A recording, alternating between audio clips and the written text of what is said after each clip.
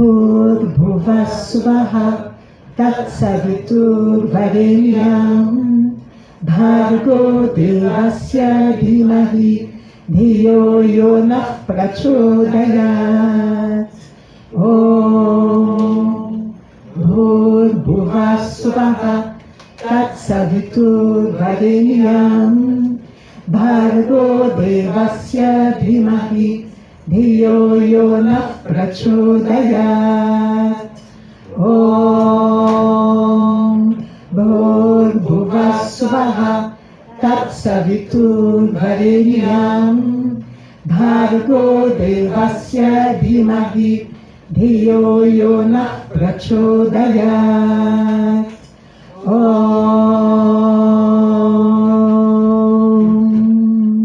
Shanti Shanti Shanti. As Mães de Maio e o Buda. Vou começar pelo Senhor Buda. O budismo hoje em dia é uma das religiões mais difundidas, né? Começou na Índia, no que hoje deve ser o Nepal, ou então o norte da Índia, né? Enfim. E na Índia ele nem é tão conhecido, nem tão praticado assim hoje em dia.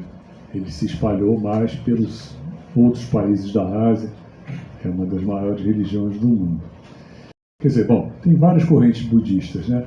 Mas vamos nos ater ao que aconteceu na época em que Buda surgiu. Mas foi 500 anos antes de Cristo. A religião védica ela estava passando por um período de decadência, de perda da essência. Os ritos védicos eles eram motivo de comércio, os sacerdotes queriam obter vantagens, as pessoas não davam nenhum passo sem consultar o astrólogo, sem fazer um ritual assim assado, puja para isso, puja para aquilo, né? E a sociedade era muito permeada por essas coisas, né? Esse é um contexto que a gente normalmente esquece. Tem a história do príncipe Siddhartha, que quando nasceu o seu pai, o rei Suddhodana, né? Ele foi a um astrólogo védico e pediu que fizesse uma previsão de como seria o futuro do príncipe, né? Aí o sacerdote disse que ou ele seria um grande rei ou ele seria um grande renunciante. Aí o pai, com medo, né, escondeu o filho, criou ele ali com todos os desejos satisfeitos, com todos os recursos de ensino e tudo mais e tal. Arranjou esposa para ele, jovem, ele já era pai. E ainda jovem, ele foi um dia para matar a curiosidade. Tem um episódio que é dessa época, né, que mostra o seguinte: esse príncipe, ele tinha tudo para ser um sujeito egoísta, né, centrado em si mesmo, porque tinha tudo. Ele não precisava nem estalar os dedos e ele já obtinha tudo que ele tivesse necessidade, porque o rei queria fazer dele um rei, queria fazer dele o sucessor, e não queria que ele entrasse em contato com nenhuma miséria. Então ele não conhecia as dores do mundo. Que um dia ele estava treinando tiro com arco, né, flecha, e tinha um primo com ele que acertou um pássaro em voo e o pássaro caiu. E ele ficou tomado de uma dor, de uma angústia tremenda. Correu até o pássaro, tirou a flecha, pegou o pássaro no colo e disse pro primo: se você não tem o poder de dar a vida, você não tem o direito de tirá-la, né? Então, essa era uma amostra assim, do coração compassivo que ele tinha. Porque ele diz o seguinte: ele saiu numa noite, escondido, com um acompanhante, né, para conhecer a cidade. Ele queria conhecer alguma coisa fora do palácio. Aí ele viu um homem idoso, ele viu uma pessoa doente e viu um morto, um cadáver. Estava indo para a cremação. E ele não conhecia nada daquilo. E aí, vendo aqueles três sofrimentos, eu não vou conseguir descansar, não vou conseguir ter paz de espírito sem encontrar a solução para tanto sofrimento que há no mundo, né? Aí o Sadhguru diz assim: a gente vê pessoas mortas, a gente vê velhos, a gente vê pessoas doentes o tempo todo.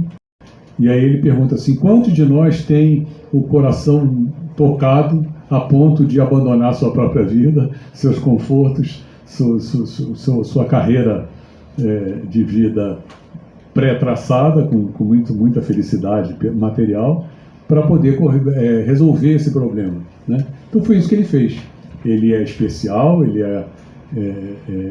no seu nascimento como um mestre espiritual, mesmo antes de se tornar esse mestre, porque ele larga tudo, larga o palácio, foge, e ele vai para uma floresta onde ele encontra um grupo de renunciantes, e aquela era a metodologia hindu, né? Não se chamava hinduísmo ainda, né? Mas aquela era a metodologia de então, naquela época, para buscar a iluminação. As pessoas deviam fazer ascetismo, mortificações, jejum, impor sofrimentos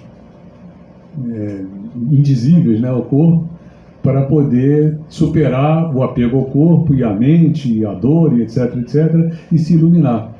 Ele se torna o melhor de todos, né? Ele começa a fazer essas práticas no grupo dele, e logo elegem ele como tutor, como mestre, porque ele dominou aquilo com uma facilidade incrível.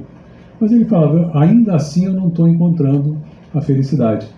Não estou encontrando, ou melhor, não estou encontrando a resposta para o fim do sofrimento. Aí um dia ele recebe alimento de uma moça que viu ele naquela condição e vai lá e o alimenta, ele come, e ele percebe que ele está sujo, que ele está todo coberto de chagas e tal, ele vai para um rio, se banha, né? E ele traça a partir daí um caminho que é um caminho de consciência, né? A gente não se ilumina sozinho, a gente não a gente depende uns dos outros, e ele promove isso na sociedade. Uma outra coisa que ele faz é adotar o idioma popular, né, que hoje em dia a gente chama de Pali, né, mas era um idioma falado pelos homens comuns, né, em contraposição ao idioma erudito, ao sânscrito, né. Ele é cobrado, por que o senhor não ensina em sânscrito? Ele falou, não, porque esse é um idioma da elite, é um idioma que só os estudiosos vão entender, então eu vou falar a língua do povo.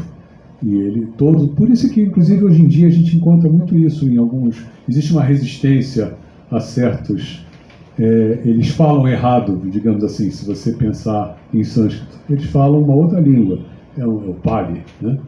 Que é mais, lembra do monge, a Berta está me olhando aqui, tem um filmezinho do monge que ensina o alfabeto, né? Ele recita o alfabeto cantado lá para os aluninhos dele, e quem conhece sabe que ele está deixando de lado um monte de letras, né? Ele deixa de falar um monte de fonemas que o sânscrito tem, que ele não, né?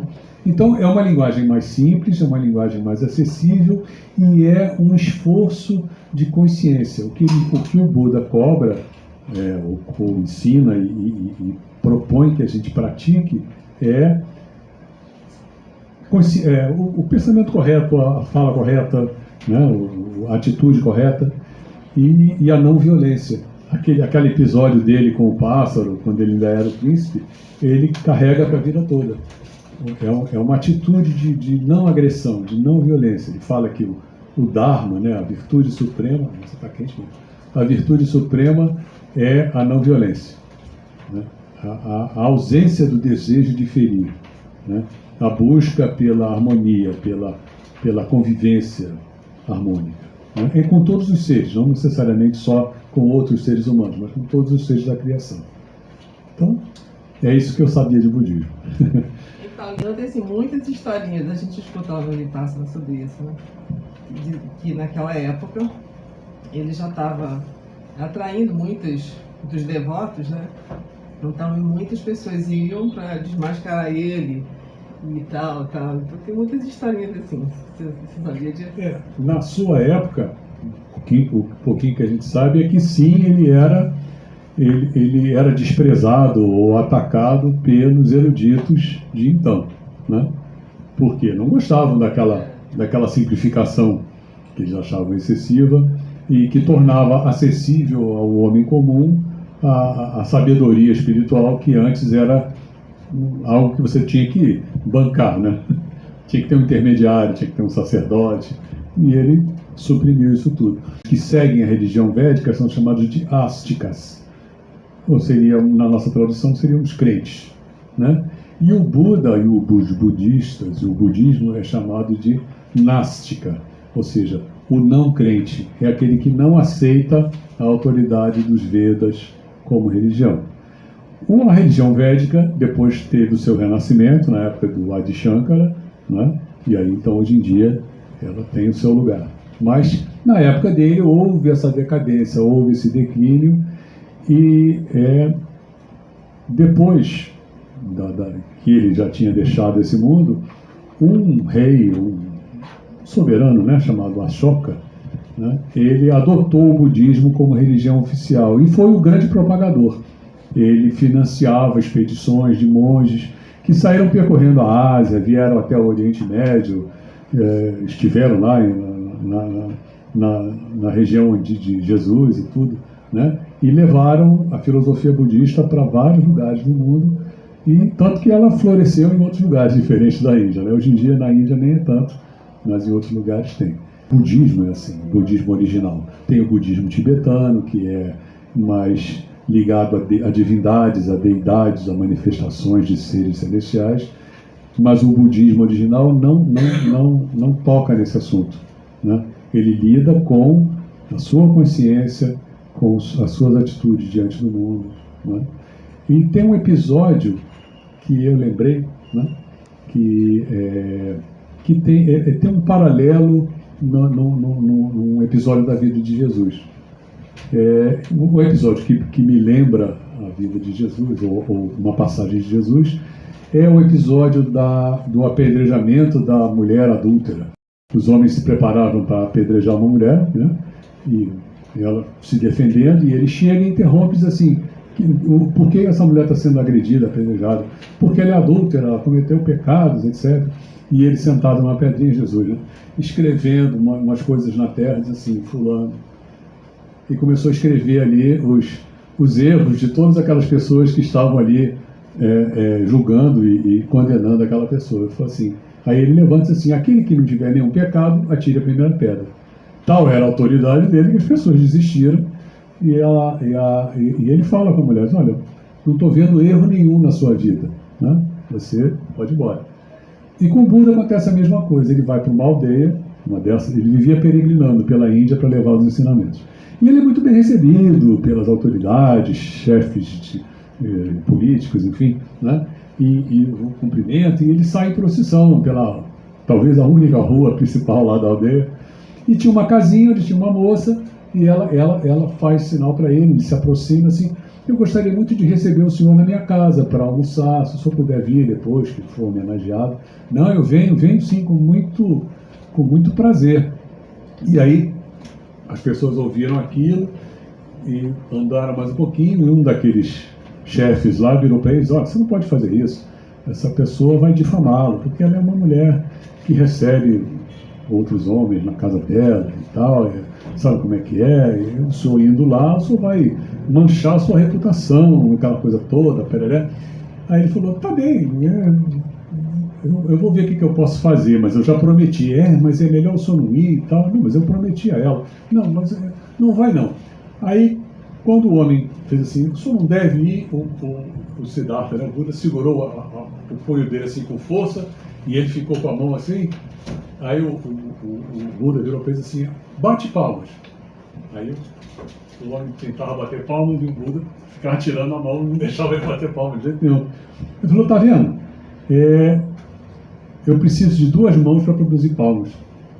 Se eu não deixar essa mão, né, encontrar com a outra, você não consegue bater palmas. É assim com essa pessoa. Se vocês acham que a reputação dela não é recomendável, vocês deviam pensar nisso antes de ir lá visitá-la, antes de aceitar os serviços dela. Então, se vocês estão condenando essa pessoa, eu não condeno. Eu vou lá para almoçar, né? Então, para mim, não tem problema nenhum. E ele foi e ele almoçou. Ele, como o Jesus também fazia, né? Os doutores do templo reclamavam com ele, porque ele ia comer com os cobradores de impostos, ele ia beber com as pessoas do povo, né? Ele não fazia distinção entre as pessoas, né? Então esse é um outro ensinamento que é dado, por exemplo, pelo Buda, por Jesus. E aí a gente chega no outro tema das mães, né? Uma vez um homem chamado John Hislop, né? Ele fez um livro chamado Conversações com Satya Sai Baba. Ele gravou uma série de entrevistas e papos que ele teve com o Sai Baba e colocou nesse livro. Uma dessas conversas, o Hislop pergunta para ele: mas Swami, se dirige a ele assim, né? Você tem, eu não consigo entender, você tem uma mãe, né, uma mulher que nasce, tem filhos, ela vive uma vida inteira. O contexto é que tinha uma pessoa que tinha perdido a mãe idosa ali entre os que estavam na sala de entrevista. Eu assim, qual é a razão disso? Qual é o motivo para isso, né? Para uma pessoa nascer, viver uma vida inteira, cercada de amor, e de repente ela se vai e deixa as pessoas órfãs daquele amor, né? Tanto de receber quanto de doar amor. Aquele vínculo de amor se desaparece. Aí Baba fala assim: mas não existiria uma outra maneira de se conhecer o amor de mãe. O amor de mãe é o amor mais sublime que existe, né? Ele diz assim: um pai, se o filho estiver moribundo, ele pode recuar e aceitar. A mãe jamais vai fazer isso, ela vai até o último suspiro do filho tentando salvá-lo. O amor de mãe é assim. E aí Baba complementa dizendo assim: o amor de Deus é o amor de 1000 mães. E aí a gente chega, né, à questão das mães, as nossas mães de Maio, Maria, a própria Eshwarama, mãe de Baba, né? Maria, no catolicismo, ela é a grande intercessora, não é isso? A própria oração da Ave Maria, né? Rogai a Deus por nós, os pecadores, os seus filhos, enfim, né? Lembrando que a palavra pecado, em latim, quer dizer errar o alvo, né? Quando você atira uma flecha e erra o alvo, você está cometendo um pecado, você errou o alvo. É só isso, não é nenhuma coisa condenável. Errei o alvo, né? Então, nós que erramos o alvo, cuida de nós, intercede por nós. Quem já viu o Alto da Compadecida, o filme? Já viu? No finalzinho tem esse episódio em que Jesus vem julgar lá os personagens e Maria vem junto, né? É a Fernanda Montenegro. Maria vem junto e intercede. Não, mas não, você cometeu isso. Mas ela vem, né? Então, esse papel materno, não é? É o que a gente invoca, o lado materno de Deus, manifestado em Maria, na mãe de Baba, que também tinha esse papel. Ela acolhia, e na época, até ela morreu em 1972. Até então ela tinha lá seu lugarzinho lá no ashram de Baba, e ela acolhia as pessoas, levava os casos para ele, ela tinha acesso a ele, né? Acesso direto, não precisava pedir audiência. Ela ia lá: olha, essa amiga minha, essa outra pessoa. Ela intercedia, né? Como ela mesma não podia fazer mais do que fazia, ela intercedia principalmente pelas outras mulheres, pelas que tinham filhos e tinham problemas, enfim, pelas grávidas. Baba fez uma maternidade por conta dela, aquele hospitalzinho inicial era isso, né? Então, esse papel de mãe, né, a gente busca em Deus.